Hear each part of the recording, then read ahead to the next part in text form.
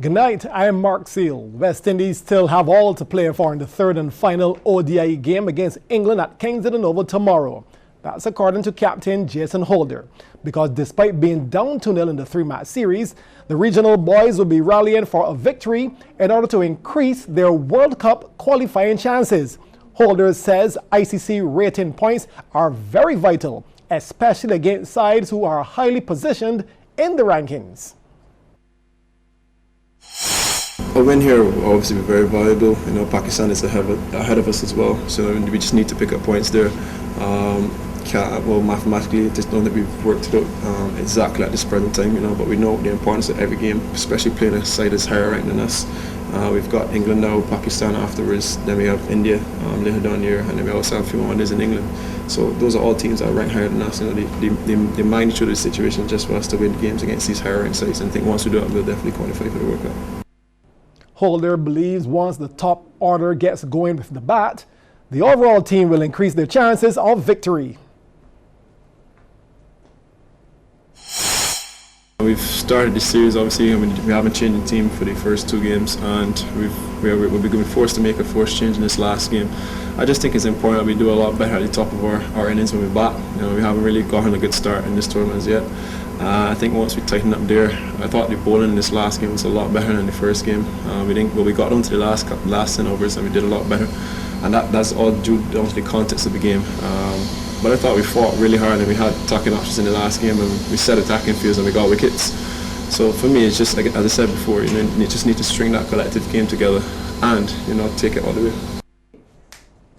Meanwhile, England opening batsman Jason Roy says he'll be looking to post a big total in tomorrow's game to help seal the 3-0 whitewash.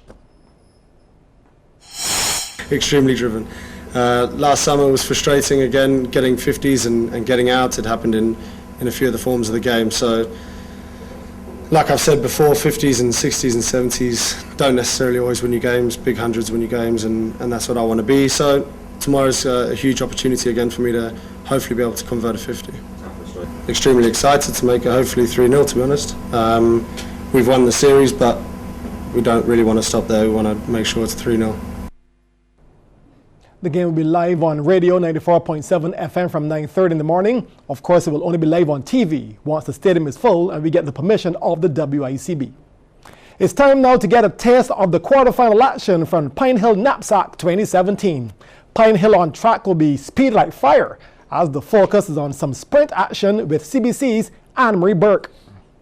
Pine Hill on track, brought to you with the good wishes of Pine Hill. Your smile is what we're after. Attention!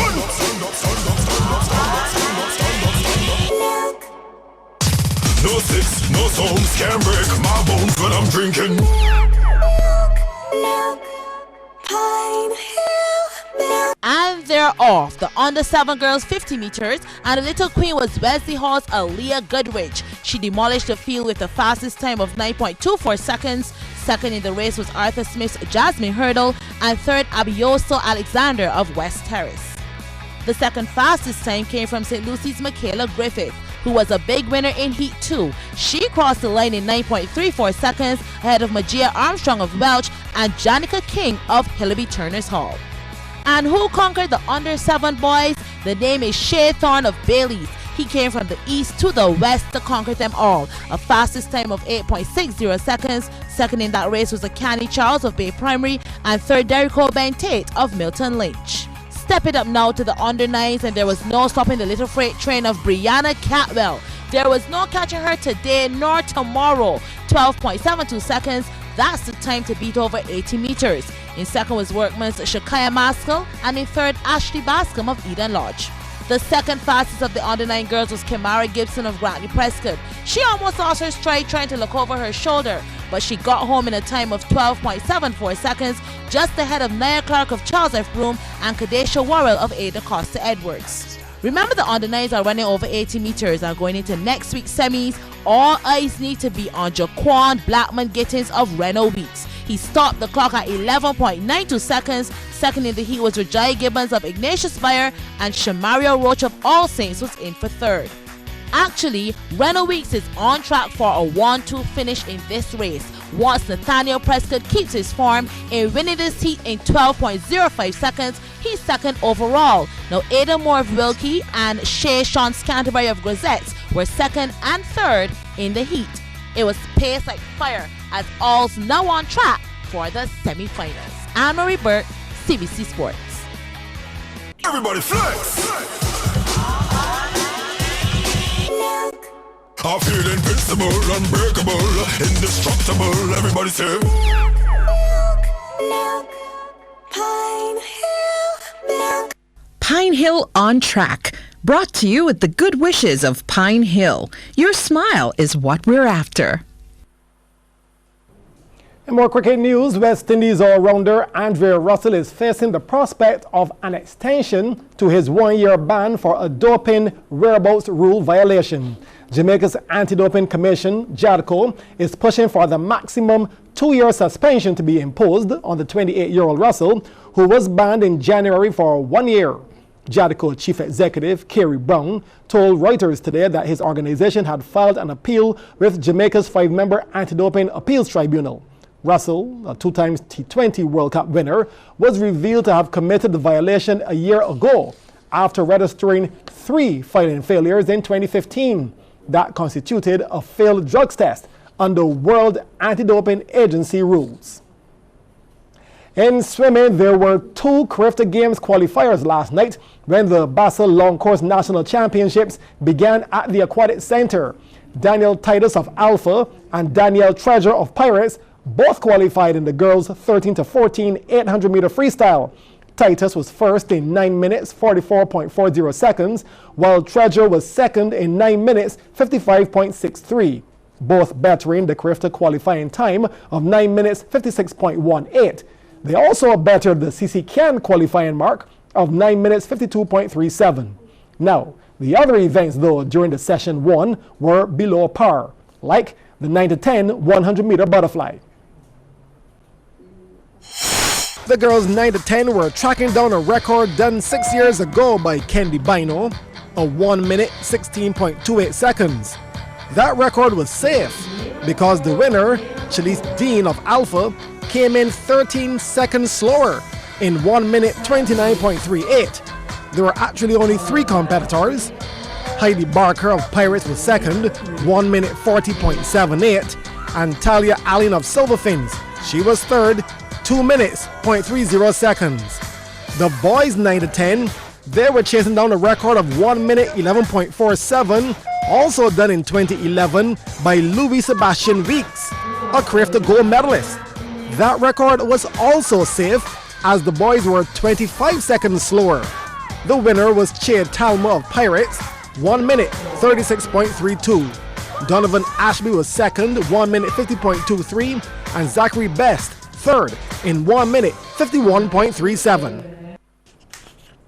Back to track and field, no records were broken today, but the quarterfinal action at Pine Hill Knapsack served up its usual competition.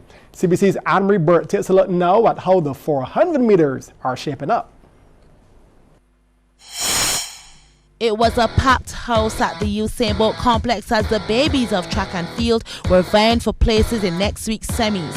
Today it was all about quarterfinal action.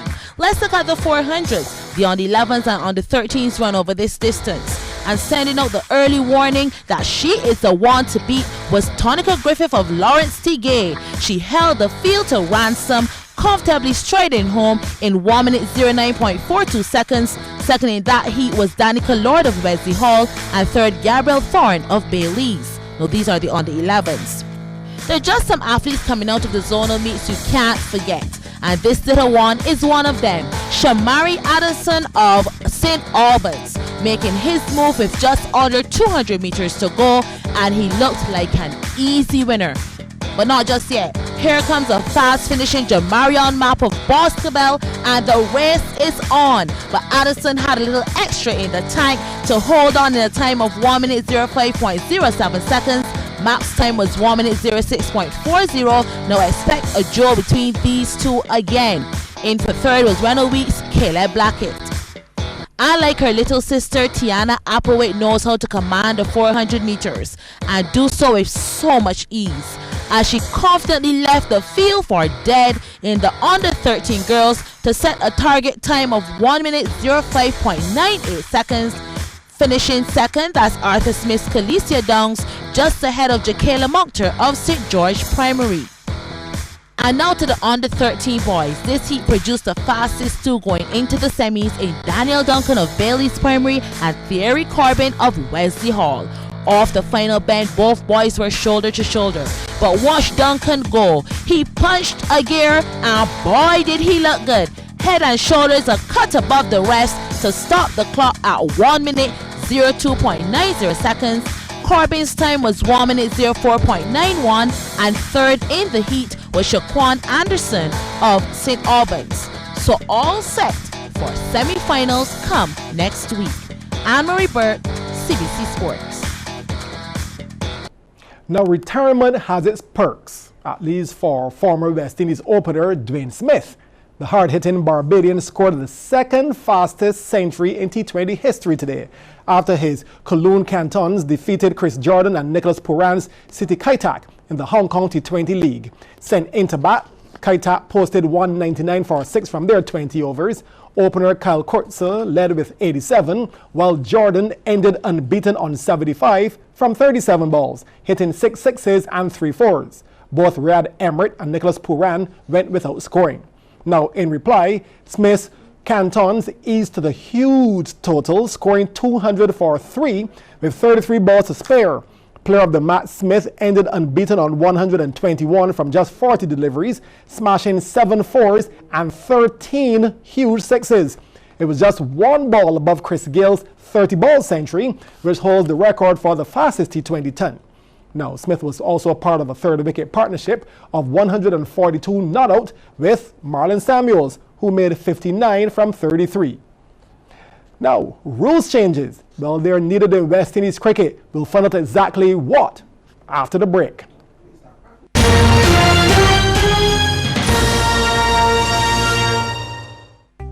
Come and have your say on the draft amendment to the Physical Development Plan before it goes into effect. The Town and Country Development Planning Office will be hosting a series of community meetings, and they want your input. Meetings will take place on Monday, February 27th at the Alexandra School, Speightstown, St. Peter, Queen's College, Husband St. James on Tuesday, February 28th, the Queen's Park Steel Shed, Bridgetown on Friday, March 3rd, and the Allen School, Belle Plaine, St. Andrew on Monday, March 6th. All meetings begin at 6 p.m. The final meeting on the draft amendment to the Physical Development Plan takes place at the Oystins Bay Gardens, Christchurch, on Saturday, March 11th at 3 p.m. Persons interested in examining the draft amendment should visit the Town and Country Development Planning Office, Block C, the Garrison St. Michael, between 8:15 a.m. and 4:30 p.m. or visit their website at www.townplanning.gov.bb/PDP. Written comments will be accepted through the website, or they may be sent to the Town and Country Development Planning Office by Wednesday, March 15th. Free health checks will be provided at all of the meetings.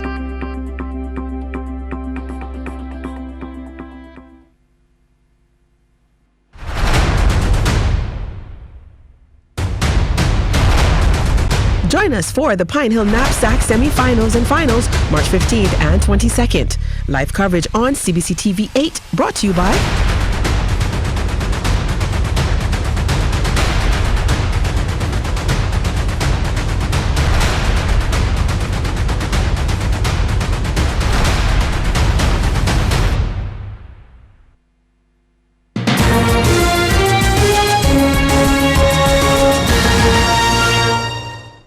Veteran sports broadcaster Sam Wilkinson says the West Indies Cricket Board must be more flexible with its selection policy.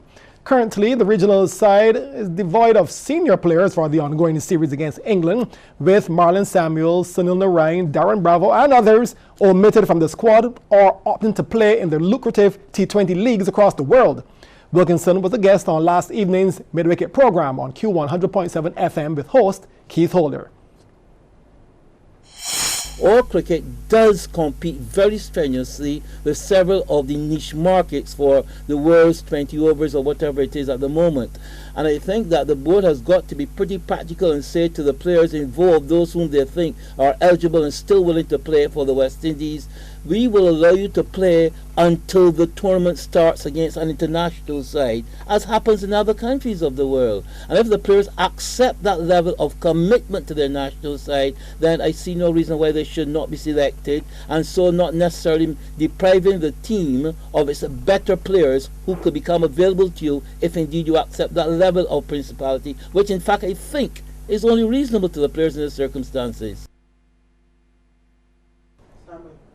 And in more cricket news, Sri Lanka's Kusal Mendes fell agonizingly short of a maiden double century, but his career best of 194 propelled the hosts to 494 all-out against Bangladesh in their first test.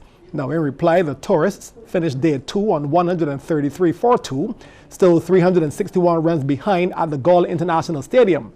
Bangladesh's Suma Sankar is not out on 66, while Tamik Iqbal made 57.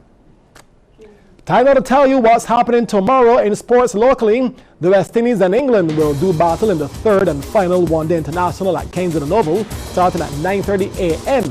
And later in the evening, the National Junior Squash Championships get underway at Marine Gardens at 5:30 p.m. Then the attention turns to the BCC Gym for a doubleheader in the BABA Premier League, Cooperative General Insurance sponsored. Burger King Clapham Bulls, they will clash with Combined School Tridents in the 6 o'clock game. Then at 8, it'll be Hilton Resort Barbados Warriors up against Orange 3 Pinelands. That's Sports Night for Wednesday.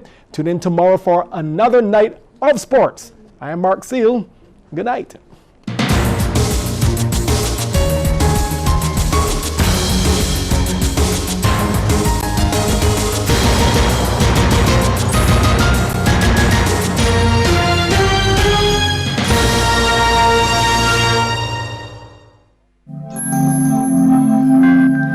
Watching CBC TV 8 in beautiful Barbados.